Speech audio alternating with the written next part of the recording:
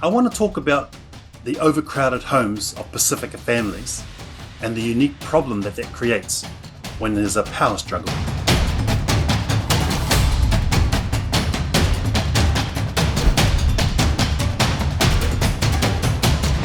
Talofa lava, warm Pacific greetings. Welcome to another episode of Pacifically Correct.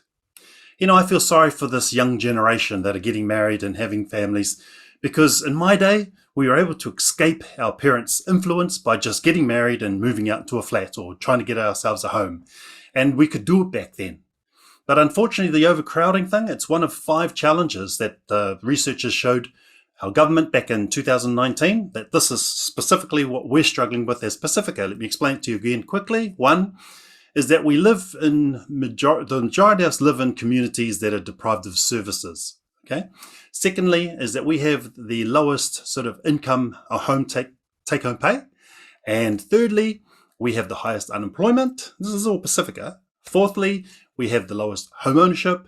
And then the last, of course, because of home ownership, we have the highest overcrowding. And that overcrowding, of course, creates all sorts of pressure. But I want to address just one issue, and it's just that power struggle over this young couple that now want to live their life but are under the pressure of the parents that own the home, because you don't want to rock the boat. But if you don't get over this, there's going to be some real tension through the marriage. And unfortunately, for some of us, even though we were able to move away, our generation still struggled with parents who would ring up and say, hey, well, you need to do this, or you need to be here. Why is that an issue? Well, let me explain. When a couple sits in their room and they decide they're going to do something, for example, there's a work due on Saturday, and the wife is really looking forward to it, and they go to dinner on the Friday night with the family, and the mum and dad say, hey, listen, uncle's coming from Samoa tomorrow, we're going to have a dinner here, why aren't you all here? You may not get to see him again.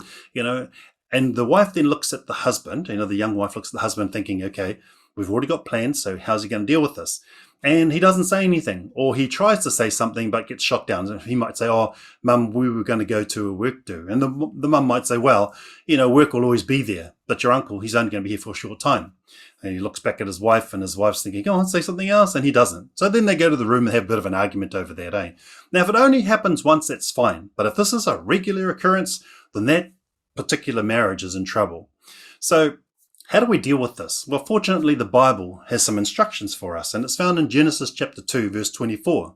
And it's the whole concept of leave and cleave. It's something that Pacific Islanders, especially in my generation, didn't quite understand, because they sort of felt as parents, that it doesn't matter if your kid is 40 or 50 or 60, if you're still older and alive, then you still get to boss them around. But that doesn't work, and that really does create tension, and has through my generation, and will continue if parents are still doing it that way. So the leave and the cleave, it's the son decides to leave and leave his mum and dad, and then cleave to the wife. The wife does exactly the same. She leaves her security of her mum and dad and cleaves to him, and together they become one, and together they make their decisions together. That's the way it should be. Now, if that doesn't happen, then you're going to have some issues right from the very start. So I want to encourage young couples, have a look at what the Bible says about this, and look into other verses, and to get some kahunas and go to your parents and say, hey, really love the fact that we can stay with you and everything else, but we want to do this, or we want to do that, and we're making decisions this way. And then just live your life, still respect them and honor them, and when you have opportunities, do stuff with them. But the onus of your whole focus now should be each other. I want to also encourage you too, if you're involved in ministry, if you're involved in things with the church, take that first year off in your marriage. It's biblical. That's what David and his army did. They took 1 year off from fighting, and they allowed their couples to get together and to learn how to love one another properly.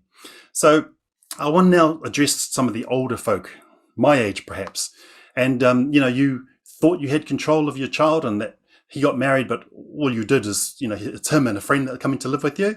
You need to respect the fact that he's now the man of his household, even though they share your household. He is the leader, and she is, right by his side.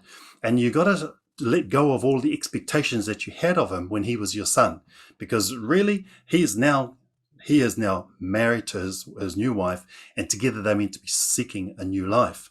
Now, the fact that they can't move out, I get that. And so do you. But Please be nice to them, because if we continue to parent the way that we would parent it ourselves, that angst that you cause, and I know that some people still don't like taking their grandkids back to their parents because they didn't like the way they were raised. We want to get over that. We're still in the same spot as Pacifica. We need to do something different to get a different result. And the way that we live in our overcrowded homes is one thing that we can control. So I want to challenge our older Pacifica parents to let our children live their lives. Try not get too involved in their decision making. If they decide something against what you decided you think they should do, then just remember that you're constantly doing that to God. There's a way that He wants us to live. We're constantly breaching it, but He doesn't, kick you out. He still loves you with that unconditional love. And that's the love we have to show this next generation to give them a shot. Okay? Having said that, keep loving one another, because that's pacifically correct. Ka whai lava, alofa atu, to pasu.